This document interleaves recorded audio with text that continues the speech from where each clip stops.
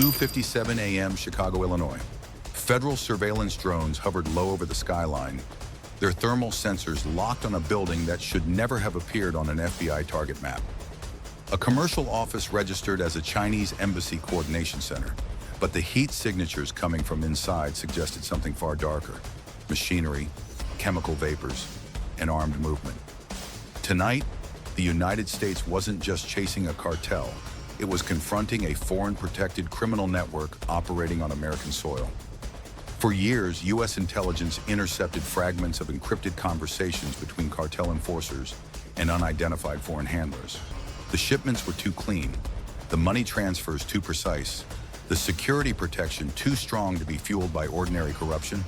Then came the first name, a diplomatic commercial attaché assigned to Chicago, a man with immunity, a man whose job officially was trade coordination. Unofficially, federal analysts believed he was the architect of a covert smuggling corridor funneling synthetic poisons straight into America's heart. Deadly powders disguised as industrial solvents, cash laundered through machinery exports, encrypted movement logs routed through Beijing servers. FBI counterintelligence flagged the operation as a nation-linked criminal threat, a designation used only twice in U.S. history. At 3:11 a.m., the order came from Washington. Greenlight the strike, all units move. A joint task force executed with minute-by-minute precision. FBI hostage rescue team, DEA special response, HSI counter-network forces, Army cyber support on silent overwatch. No leaks, no broadcasts, no second chances. Chicago slept, while federal boots hit the pavement with calculated fury. A tactical wedge formed around the target structure. Night vision goggles flashed in the dark. The first door charge detonated. A shockwave blasted through glass walls in diplomatic silence. Inside, agents expected a stash house. What they found was a miniaturized industrial chemical plant burning hot at full capacity. Steel pressure reactors, digital pill presses humming, barrels stenciled with foreign export codes, masks, burners, tools, enough precursor chemicals to manufacture millions of lethal doses, and a hidden server room, walls lined with glowing equipment still pouring encrypted packets to overseas uplinks. One agent froze when he spotted something near the loading bay, a stack of sealed crates, each one stamped with consular transport seals. This wasn't smuggling under the radar. This was smuggling under diplomatic protection. If this kind of foreign infiltration shocks you, comment alert to push this investigation further. The more engagement, the more people see the truth. And before we go deeper, subscribe so you don't miss the next move America makes tonight. Because what agents uncovered next would ignite a global diplomatic crisis before sunrise. The strike wasn't over. This was only the first breach, and the next target was still alive inside the city. 3:22 a.m. A second team advanced through industrial backlots south of the river. Their target, a warehouse posing as a logistics hub for imported office electronics. But signal intercepts showed encrypted messages being sent from within only minutes earlier. Someone inside had been warned. The first breach team sliced the lock using hydraulic cutters and pushed inside. Their night vision scopes revealed chaos. Workers sprinted between metal racks, kicking over containers, smashing glassware, desperately trying to destroy evidence before federal hands grabbed it. One suspect bolted toward a loading door with a metal briefcase clamped in his arms. He made it 5 steps before agents dropped him with a shoulder tackle. When the case popped open across the floor, papers spilled out like confetti. Routing logs stamped with embassy coordination seals, export clearances signed in Mandarin, direct authorization for cargo to skip customs screening entirely. But that wasn't the darkest discovery inside that building. A rolling freight elevator disguised as a storage lift descended into a subchamber that no business license mentioned. As soon as the metal doors groaned apart, a harsh chemical sting flooded the air.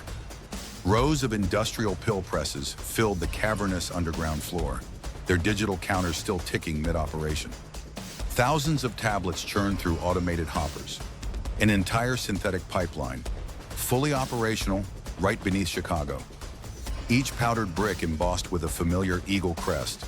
the same cartel emblem discovered at the first site. Agents spread out, moving steadily.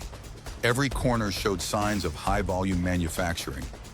Vacuum-sealed bags, barcode printers, vent hoods dripping condensation from active cook cycles. This wasn't a temporary pop-up lab. It was infrastructure, a long-term base with one purpose: feed America's streets while flying foreign protection. A sound cracked across the chamber. Two masked guards burst from behind a sorting table, opening fire down the aisle.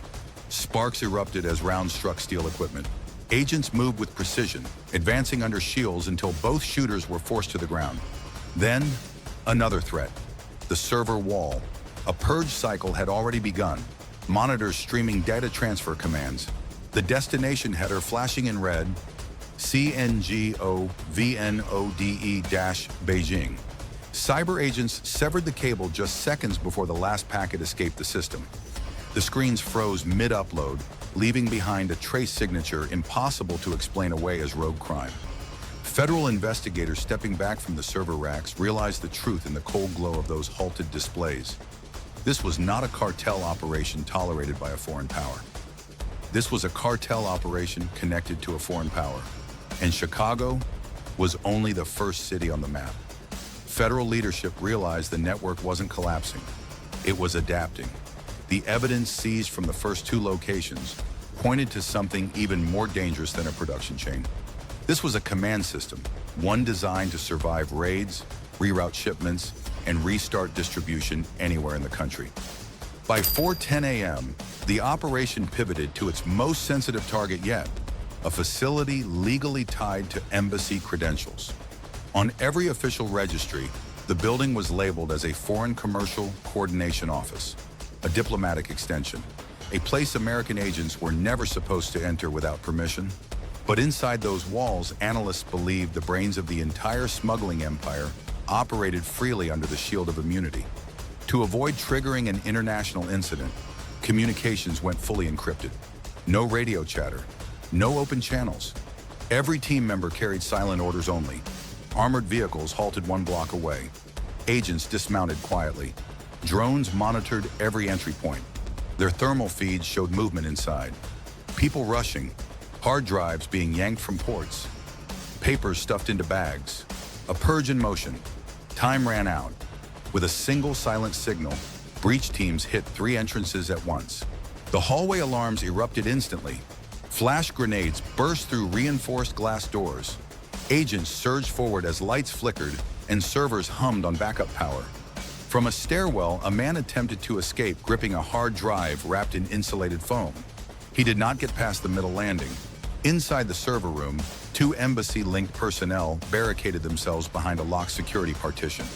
They were in mid-upload, transferring files straight to foreign government domains. When the reinforced glass finally cracked open after a controlled charge, agents pulled both suspects to the ground in seconds. The purge was incomplete. Huge sections of the database remained intact.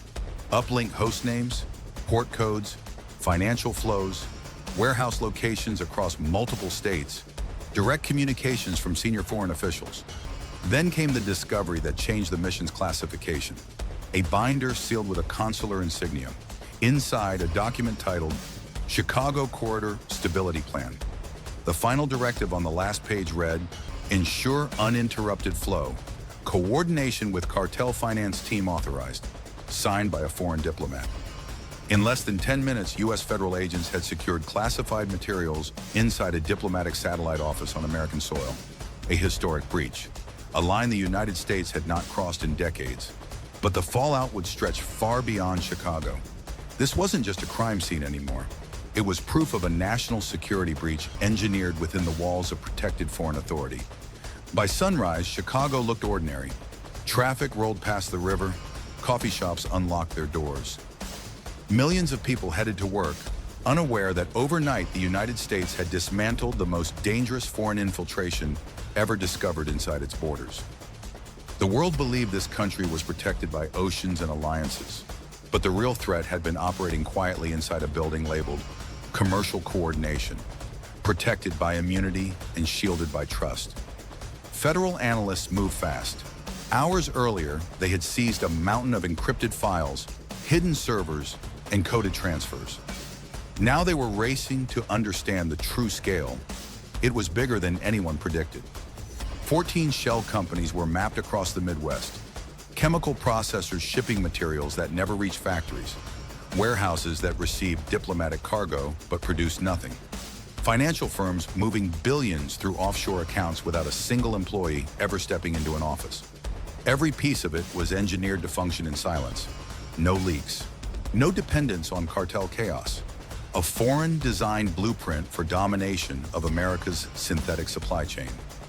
Inside the White House Situation Room, the tone shifted from urgency to alarm. The recovered shipping logs showed scheduled deliveries into 4 major U.S. ports: Los Angeles, Seattle, Atlanta, New York. Once established, those ports would have created a coast-to-coast corridor impossible to shut down without triggering a global diplomatic meltdown. It wasn't luck that the network was caught in time. It was inches. Officials changed the operations classification on the spot. The language transformed from transnational organized crime to covert foreign destabilization effort, not wording used often and never used lightly. This was not cartel greed. This was national strategy. Meanwhile, the embassy-linked detainees sat in federal holding, refusing to speak. They denied connections to the chemical labs, denied knowledge of the crates stamped with foreign seals, denied the existence of servers found beneath their own office floor. They claimed misunderstanding, commercial mislabeling, administrative coincidence. But their silence spoke louder than their lies. Investigators found what they needed in documents, not confessions. Internal memos used command terms associated with intelligence operations. Progress reports included political risk assessments. Quarterly updates tracked market saturation in U.S. regions suffering the highest overdose rates. One chilling line repeated multiple times: ensure dependency, ensure controllability.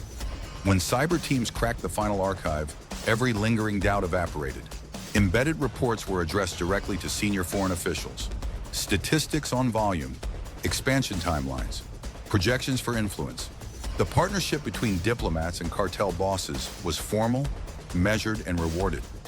America was not simply being poisoned, it was being weakened with intent and patience. Federal command moved immediately. Dozens of new targets across the country were flagged for coordinated strikes. Every warehouse, shipping lane, transport broker, and offshore account tied to the network would now be traced and dismantled. The response was no longer about arrests, it was about defending sovereignty. The United States had tasted what modern infiltration looked like, and it did not involve armies or tanks. It wore suits. It carried credentials. It walked through airports legally and signed paperwork professionally. This is the new battlefield, hidden in plain sight. What happened in Chicago was not a victory lap. It was a wake-up call. The corridor was stopped before it became permanent, but the threat had already proven its capability and intent. To everyone paying attention, stay aware, stay alert. And if you want part 2 of this investigation, like, comment, and subscribe so this story spreads before the next corridor opens somewhere else in America.